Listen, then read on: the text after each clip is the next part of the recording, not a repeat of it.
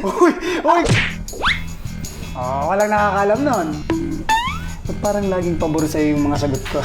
Hi mga kapuso! I'm Sofia Pablo. Ngayon ako naman po si Alin Ansay. And we are Team Jolly! And today, we will be revealing each other's secrets. Are you ready? Ready na ako. 3 secrets each. Okay, game? Game. Okay. Alam nyo ba na si Aki ay magaling magluto ng kwek-kwek? Oh, walang nakakalam nun. Oo. Iba-iba po yung color ng kwek-kwek. Diba usually parang orange lang siya, pero sa kanya meron violet, red, panis.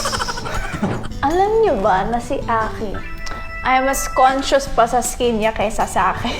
Uy! Uy! As in like pero hindi naman in a bad way. Like mas siya, Aki may pimple ako, gano'n. Mas ako yung, gano'n talaga eh. Like ako pag nagkaka-pimple, actually meron ako ngayon here. Pero sabi ko, gano'n talaga eh. Lalo na sa pag-artista, lagi puyat, onti tulog. So talagang magkaka-pimple ka, pero siya, ang dami kong pimple. Lagi siyang stress. Alam nyo ba kung paano nyo siya nakikita sa TV? Sa bahay, hindi siya ganun. Mahilig siya mag-oversize na damit, mag-joggers. Simple lang. At parang laging pabor sa'yo yung mga sagot ko.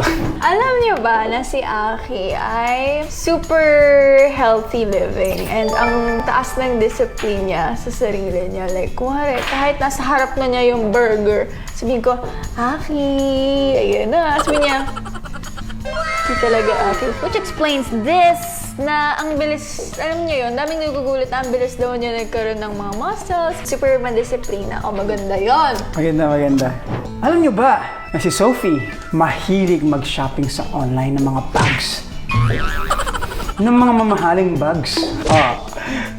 Hindi lang online. Every time na pumupunta kami ng ibang bansa. Alam niyo ba na si Aki ay sobrang sul-sul kay Mami?